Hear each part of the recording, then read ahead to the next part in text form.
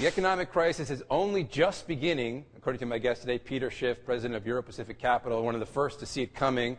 And Peter, there has been a sense of late that the economic data, the deceleration is starting to decline. Some people saying that maybe we're starting to bottom out here in the economy. You say no way. Not a chance. Not a chance. As I said, this thing is just getting started. Remember, what's imploding is the entire phony American economy, where Americans borrow money and spend it. And what's happened right now is the government is now taking on that mantle. The government is now borrowing and spending because Americans are too broke to do it. But what we're doing is making the problem worse. And when the bubble finally bursts in the bond market, and maybe it already has, judging by what's happened so far this month, quite substantially, if the dollar rolls over, which it should, and begins to fall, ultimately it's going to collapse. That's going to knock the rug out from under everything the government is doing, because when the bond bubble bursts, now the government needs a bailout, the government is broke, and that's when this crisis is really going to go into a whole new gear. Well, because we're certainly not there yet, but at this point the government can still borrow for long-term at relatively low rates. Is your prescription that they shouldn't do anything? No, of course. The last thing we need in this country is more borrowing. We need less borrowing. The government is trying to encourage more consumption when we're in trouble because of all the excess consumption. We actually need the tough medicine that the free market is trying to force upon us. We need Americans to spend less. We need less credit going to consumers to buy cars, to buy houses, to buy appliances. You know, that's what we need. We need people saving money. We need capital freed up for the private sector. We don't need more capital usurped by the public sector. So, you know, you're maybe one of the few people I've heard who say that the stimulus bill, there are people who say it's not going to do any good the way it's structured now. You're saying they shouldn't do a stimulus bill, period. Is exactly. The stimulus is the worst thing they can do. It's actually going to stifle the economy. It's more of a depressant, because all the stimulus is going to do is put us in a deeper hole. We need the exact opposite of that stimulus. We need to really stimulate production and savings, and everything the government is doing is going to suppress that. Interesting. So we have seen the savings rates start to tick up in this country. Yes, so that's the a good public, thing. that's a good thing. You're saying the public is doing it, but the government, they're just continuing to spend and spend more and more, going deeper into right, debt. and the government is trying to interfere with that process. We need the savings rate to go a lot higher. But of course, if Americans are saving their money, they can't spend it. And it means we're going to have a very severe recession. But that's the price we have to pay for years of reckless borrowing and spending. The government has to fess up, level with the American public, and let them know this is going to be tough. Because if the government continues on this course, they're going to create an inflationary depression that is going to be much worse than anything any of us have ever experienced. And you think it would be worse than what's going to happen now if we continue along this path? Yeah, right? It's the exact opposite of what President Obama is saying. He's saying that it's going to be terrible unless we act.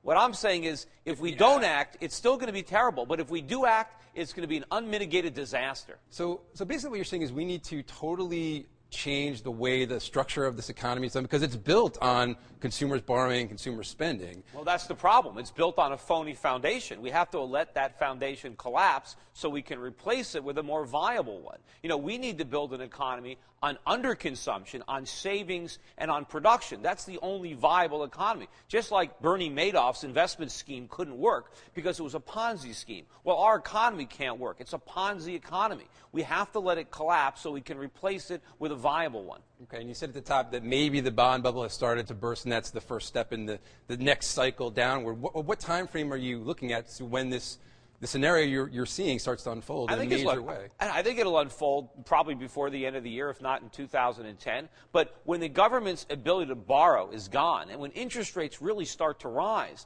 now we're going to start to experience this crisis in a much higher degree.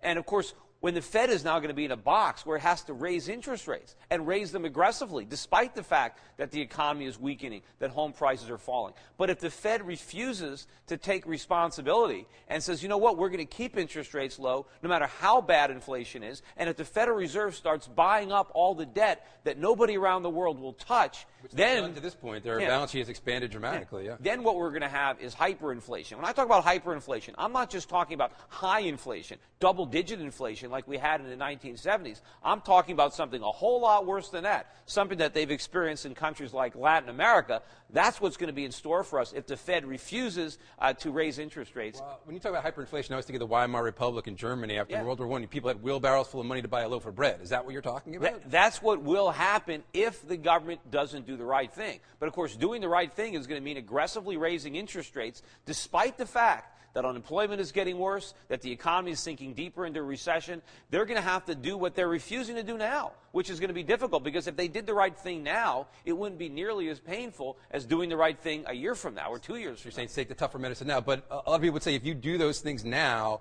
what is a recession here becomes a depression, that was some of the problems in the 1930s, that the Fed was too restrictive when the economy started to go down. That's actually the opposite is true. Remember, the Great Depression was a result of government policy. First, Hoover was very much like George Bush.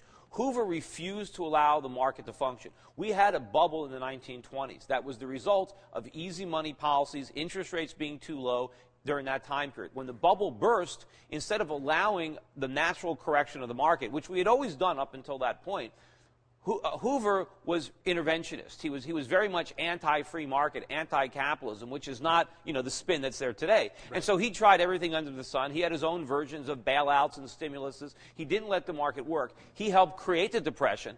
Then Roosevelt came in, initially critical of all the things that Hoover had done, but then when Roosevelt came to power, he did the same thing, only worse. 10 times more, He came up with a New Deal, and now the Depression lasted for a whole decade. The worst part of the economy wasn't during Hoover's term, but in the Roosevelt term.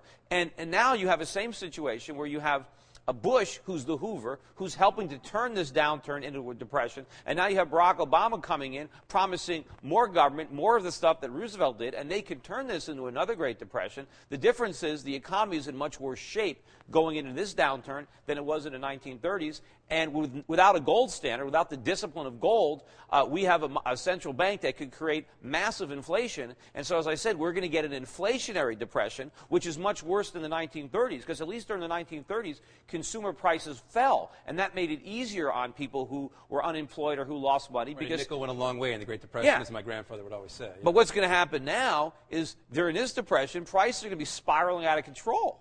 Interesting. So on that happy note, we'll leave it there. We'll talk about what it means for investors. Peter, thanks very much. Sure.